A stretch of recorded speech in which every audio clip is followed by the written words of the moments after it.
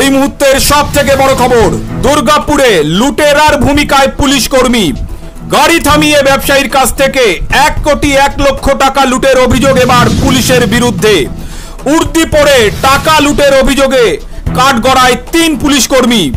এ বিষয়ে তদন্ত নেমে দুর্গাপুর থানার পুলিশ গ্রেপ্তার করল 6 জনকে। কর্মরত 2 বরখাস্ত হওয়া ধৃত 1 পুলিশ কর্মীকে গ্রেপ্তার করল দুর্গাপুর থানার পুলিশ। আসানসোল এবং দুর্গাপুর পুলিশ কমিশনারেটের ডিসি পূর্ব কি বললেন আপনাদের দেখাবো সেই চিত্র। তো সেটা আমরা দেখছি ভালো করে কি কি হয়েছে নেই হয়েছে। তো 2 জন পুলিশ পার্সোনালকে কিন্তু অ্যারেস্ট করা হয়েছে। একটা কালকে নাইটে আমরা 1:30টার সময় একটা কমপ্লেন্ট পেয়েছি দুর্গাপুর থানাতে যে একটা দিল্লির ব্যবসায়ী এখানে এসেছিল। ওর কাছে ও ক্যালকাটা যাচ্ছিল, সঙ্গে ওর গাড়িতে 1 কোটি টাকা ও ক্লেম করছে ছিল, 1,00,00,000 টাকা ছিল। ওর কমপ্লেন্ট আমরা করেছি, কেস করেছি কালকে নাইটে কেস করার পরই আমরা ওই কেসের গুরুত্ব ভেবে যে ওখানে ও ক্লেম করছিল যে ওকে কেউ ক্রাইম ব্রাঞ্চ বলে ফেক বা অরিজিনাল পুলিশ পার্সোনাল ছিল, বুঝতে পারেনি, এরকম ওকে গাড়ি আটকায়ছিল। তো সেই জন্য ওই গুরুত্ব বুঝে আমরা কালকে নাইট থেকেই খুব ভালো করে তদন্ত করেছি। তো ওখানে আমরা 6 জনকে এখন অবধি अरेस्ट করেছি। এই 6 জনের মধ্যে ওর পার্টনার वगैरह जो ছিল এখানে, जो ওর লোকাল কন্ট্যাক্ট ছিল, ওই দিল্লির ব্যবসায়ীর লোকাল কন্ট্যাক্ট, তারাও আছে এবং আমাদের 2 জন পুলিশ পার্সোনাল আছে। কিন্তু আরও লোক এখানে কানেক্টেড আছে এটাতে, जो মেন পার্সোনাল আছে যার সঙ্গে ও কন্ট্যাক্ট করে এখানে এসেছিল আসানসোলে।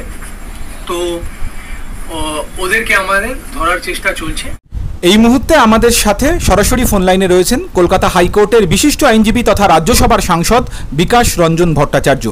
স্যার, রাজ্যে যখন আরজিকর কাণ্ডে বারবার পুলিশের দিকে প্রশ্ন উঠছে, ঠিক সেই মুহূর্তেই যে ছবি আমরা লক্ষ্য করছি, গতকাল রাতে দুর্গাপুরে গাড়ি থামিয়ে এক ব্যবসায়ীর কাছ থেকে 1,01,00,000 টাকা লুটের ঘটনায় পুলিশ গ্রেপ্তার করেছে 6 জনকে।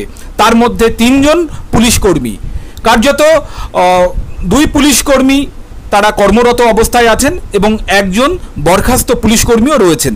স্যার, রক্ষকই যখন ভক্ষক, এ বিষয়ে সাধারণ মানুষের কাছে কি বার্তা পৌঁছাচ্ছে, কি বলবেন আপনি? সাধারণ মানুষ ইতিপূর্বে তো বুঝেই যে রাজ্যের যিনি মুখ্যমন্ত্রী এবং পুলিশ মন্ত্রী তিনি দুর্নীতির লালন পালন করেন এবং সেজন্য সরকারি দপ্তরের সর্বত্রই এই দুর্নীতিটাই এখন মুখ্য বিষয় হয়ে দাঁড়িয়েছে। আর রাস্তাঘাটে পুলিশ চোরাবাজি করে, গুন্ডামি করে, এটা তো স্বতঃসিদ্ধ এবং যে টাকা তারা তোলেন সেই টাকায় তৃণমূল শাসক দলের লোকেরা লালিত পালিত হন।